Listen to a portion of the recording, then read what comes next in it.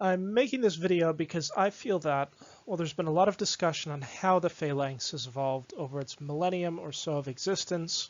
There's been a lot less on the why part. I'm going to try and draw a line, jagged and broken though it may be, from Homer's Iliad to the Macedonian phalanxes. I'll note right here at the beginning that while I may make a lot of definitive sounding statements, all historians of this period are really working from scraps of poetry, art, and barely preserved manuscripts.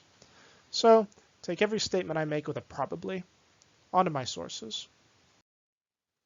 I have myself listed as a source at the bottom. To expand on this video will be somewhat birthed from two papers I wrote a few years ago. The first on warfare as depicted in the Iliad, the second on the evolution of Greek warfare in the 4th century. This leaves a 200 or 300 year gap, roughly the 700s to 400s, where I'll attempt to fill in the blanks. Our primary sources for this are not the best. Homer is the first source, and as he did not compose the poetry himself, his epic poetry is really a combination of several centuries of rhapsodes interpretations. Herodotus, Thucydides, and Xenophon nicely chart Greek history from the end of the Dark Ages to the 4th century. After that, we struggle somewhat for sources, especially in respect to Alexander, but we can thank the Romans, who during the 1st and 2nd century CE partook in the Second Sophistic, which was a renewed interest in Greek affairs, where many authors wrote their own histories, working from earlier historians. As for primary sources, there are three names that always come up in these discussions. Victor Davis Hansen, Paul Snodgrass, and Hans van Wees have all put forth explanations as to why the phalanx developed. Other than that, the online lectures of Donald Kagan have been a valuable resource, as has the works of David Karunanithy and Richard Taylor on the rise of the Macedonian phalanx. On to Homer. Homer's poem depicts events which happened in the Mycenaean period, transmitted through the centuries until it was written down by a Greek living in their Dark Ages. He presents us with something of a dilemma as far as warfare is concerned. On one hand, most of the fighting that he depicts in the Iliad shows warrior kings fighting from chariots, using javelins and bronze swords or spears. The historian Hans van Wees compared this sort of fighting to that recorded in the New Guinea Highlands in the 1960s. This saw tribal conflict, with a great deal of javelin throwing, calling out challenges, but very little in the way of shield-to-shield fighting as seen in later Greek conflict. Indeed, you can find recordings of some of this conflict right here on YouTube. Contrast this with the quotes I give here. Feel free to pause the video. Here and elsewhere, Homer depicts something that absolutely sounds like a later Greek phalanx, and contrast that with this artwork. On the left, you have an artist's depiction of Mycenaean warfare. Soldiers primarily armed with javelins, occasionally dismounting from chariots to duel it out, and with small bronze swords as backup. On the right, you have one of the earliest depictions of a true hoplite phalanx, the Kigi vase, dating to the 600s, a century or two after Homer. How to reconcile this problem? In my estimation, the hoplite phalanx was most likely a very gradual development. Before the 5th century, wars in Greek society were short, seasonal affairs where the armed citizenry of two city-states came together on an agreed-upon field, beat each other's brains out for an afternoon, and then went home. This does not give a great deal of room for tactical or strategic innovation, meaning that changes to war must have been glacially slow. In other words, I believe that the hoplite phalanx of later centuries was something that you might see at a battle in the Greek Dark Ages, but you might also see champions coming to blows, while most people hung back to wait for someone braver than themselves to go forward. Note that on the Kigi vase, many of the hoplites seem to be using two spears. This likely indicates that javelins were still a commonplace armament for the hoplite, indicating that the transition to what we would recognize as heavy infantry was still underway. The geographic explanation is also well worth considering. Greece is an extremely mountainous country, far more so than the plains of northern Germany or Eastern Europe. While today we think of mountainous country as being inhospitable to heavily armored formations, it may have had the opposite effect in ancient Greece. Rather, it meant that there was very little need for maneuverable heavy infantry, the opposite of what happened to the Romans. A lack of arable land greatly limited the number of horses that any society could collectively own, hence putting an upper limit on cavalry. Light infantry could theoretically take on heavy infantry, which happened several times in the 5th and 4th centuries, but the fact remains that missile weapons were not what they would be in later centuries. The most powerful ranged weapon was probably the sling, which, while being very dangerous in the right hands, was still a far cry from the warbows of the medieval period. And light infantry certainly cannot hold a position against a hoplite formation bearing down on them. All these geographic explanations combined to force armies to fight in similar battlefields repeatedly, such as at Chaeronea. In these early hoplite battles, skill at arms was very much a secondary concern, something that reflects in the Greek attitude. To them, learning things like sword fighting or spear fencing was really not needed. The primary thing a hoplite needed was the grit to stand longer than the enemy and the stamina to keep attacking. The sole exception is Sparta, but I won't get into them here. Another explanation for the rise of the hoplite is how societies were changing. The Greek city-states did not arise fully formed out of the Dark Ages. From Homer's time to the 500s, much of Greece was ruled by a series of tyrants.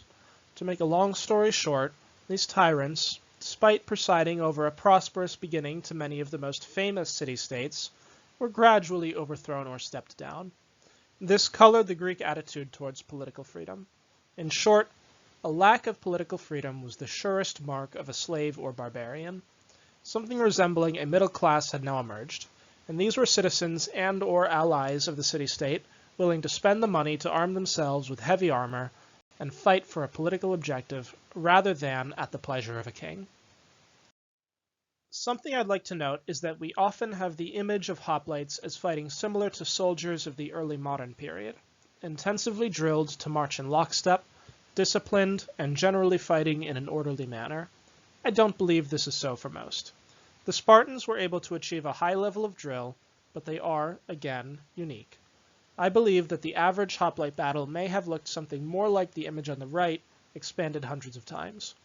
There's a great deal of debate on the nature of a hoplite battle, but I'll try to summarize by saying that I believe most hoplite battles saw both sides marching into the other, stopping within spear range for a while to jab and test the other side, and when a few brave individuals gritted their teeth, they would close shield to shield, whereon the battle would shortly be decided. Very little of this implies that the phalanx would have been parade ground orderly, especially for troops who did not receive official training. Rather, it was a knot of determined individuals who understood that they must work together, but were also seeking to win as quickly as possible. In this, the arms and armor of the phalanx become less unique. The spear and shield was, after all, one of the most popular armaments in history. The phalanx was much more so defined by the fact that the men fighting in that phalanx were individually politically motivated, something which is much rarer to find. By contrast, most Greek mercenaries were not hoplites, but some variation of peltasts, which I'll cover in the next slide. The Peloponnesian Wars and afterwards would see a great deal of innovation. The nature of this conflict was unlike any previous in Greek history. It saw 30 years of terrible devastation brought to all corners of the Greek world, to the point that even those who greatly wished to take no part in the conflict were destroyed, as happened with Milos. A great many citizens of all city-states saw their homes and livelihoods go up in smoke, thereby taking away an important citizenship qualification. This left many citizen soldiers with no options but to become mercenaries. Even more people, many non-citizens, saw opportunity and became mercenaries, not as hoplites but as peltasts, a term traditionally used to refer to javelin men, but increasingly used for any type of soldier carrying a pelta shield. These changes are epitomized in an event after the Peloponnesian Wars recorded in Xenophon's Anabasis. This is where a Persian prince hired 10,000 mercenaries to put him on the throne. He marched the army deep into battle and fought his brother. While his army was successful, the prince was also killed in the fighting, leaving the mercenary army behind to fend for itself.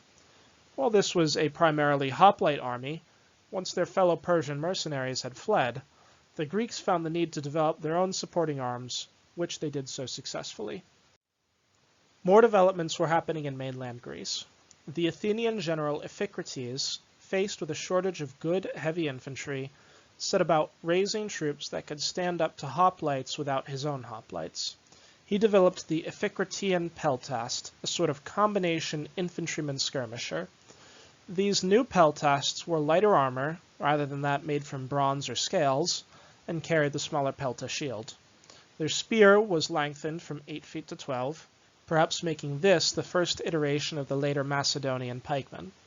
Most importantly, Iphicrates instituted a training regimen to drill his troops rather than rely on the militia model of hoplites. All of this combined to make a type of soldier that was fast and able to adapt to changing battlefield circumstances.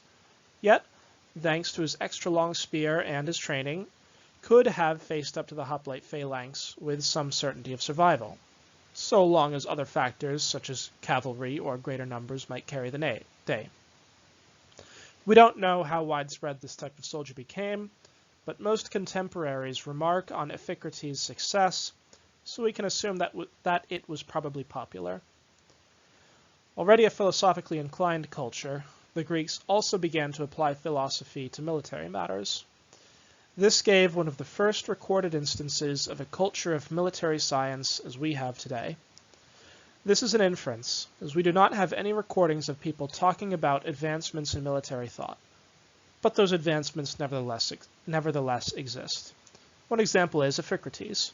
Another is Aeneas the tactician, someone who we know very little about, but we know he wrote many works on military matters, one of which survives, which is how to defend a city under siege.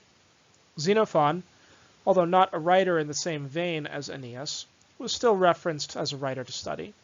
Works like these are the beginning of a much broader body of knowledge that would flourish in the Hellenistic age and provide foundations for Rome to develop its own military philosophy.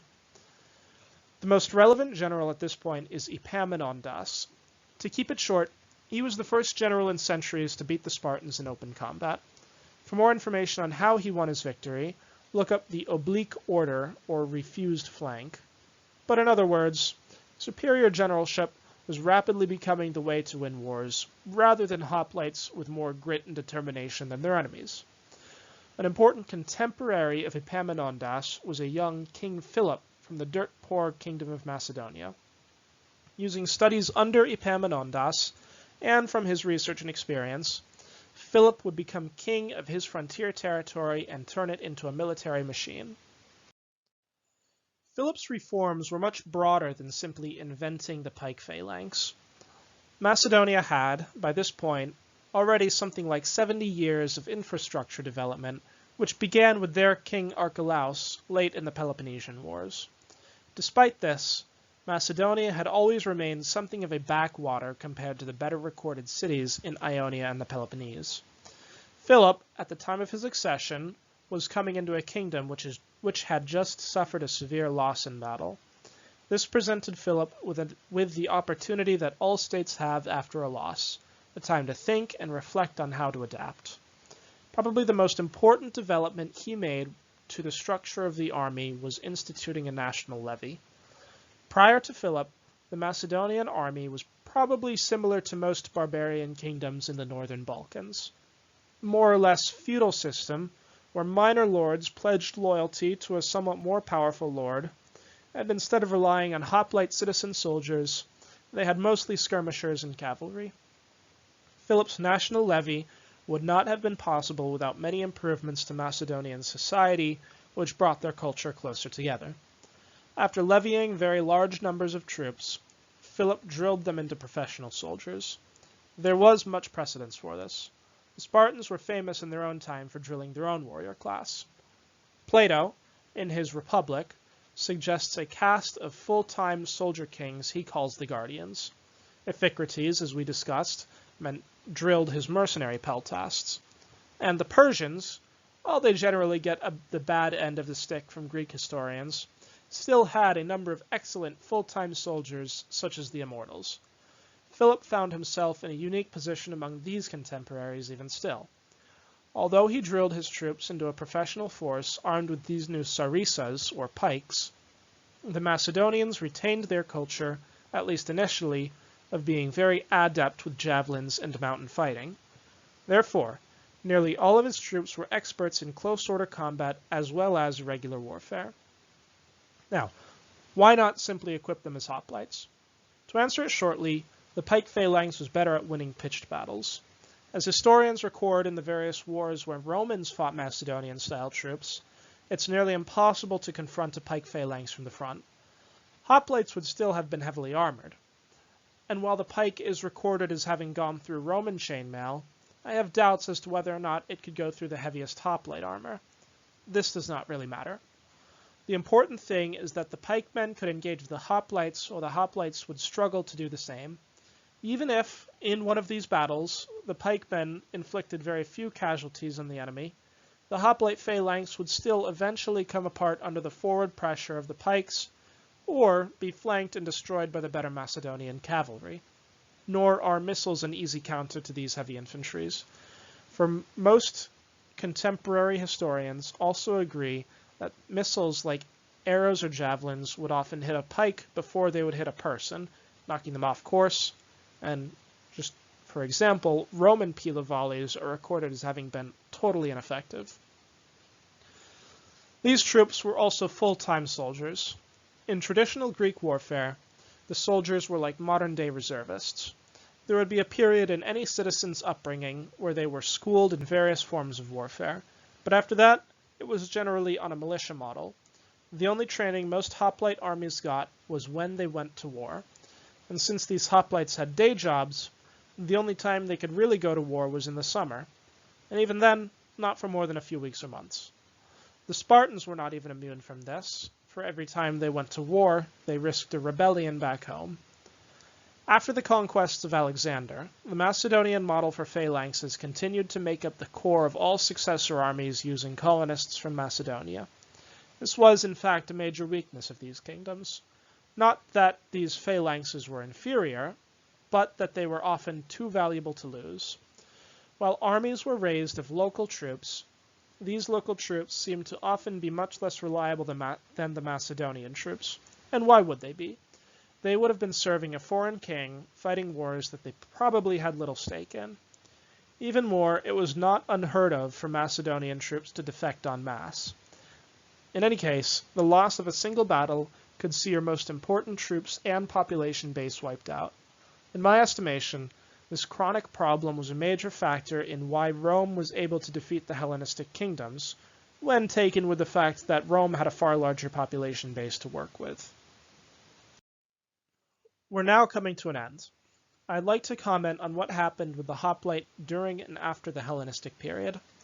I don't know the specifics as to what happened with the citizen soldier armies of the Greek city-states. I think it's likely that most city-states did not adopt the Macedonian model, or at least not entirely. This model depended on a society that was really not suited to a single city, but depended on a larger population base as found in Macedonia. It's possible that citizen soldiers may have adopted the pike phalanx, but without the training that Philip and the rest of the Macedonians practiced, it would not have been of the same caliber. Even when a city-state did adopt the Macedonian model, as Sparta eventually did, it was not a guaranteed success. Look at the defeat of the Spartans at Cilicia by the Macedonians. Even after the Romans conquered the eastern Mediterranean, I believe that most Greeks retained their traditional ways of fighting. Simply put, fighting in a phalanx, even if not drilled to perfection, is an incredibly obvious way of fighting. The spear and shield, as I mentioned before, is one of the most common combinations in ancient history to fight with. Why not the sword, as the Romans adopted? This is only conjecture, but the spear is a much easier weapon than the sword to mass produce. It takes no small amount of skill to take a lump of iron and draw it out into a gladius-type sword, then fit that with a wooden handle and scabbard. While making a spearhead is still not easy, it takes less work and less iron. As far as the wood goes, trees even today are not especially hard to find. Now, we don't have any records of this, but I think it is likely that forests were specifically cultivated for spear or pike production. In any case, were you a member of village leadership and a barbarian party was coming to ransack your town, it would be a much better choice to turn out thousands of spears than a lesser number of swords. In other words, even if the Greeks never again had the hoplite phalanxes filled with citizen soldiers fighting for their way of government, a wall of spear and shields is something that never really left us until the rise of gunpowder.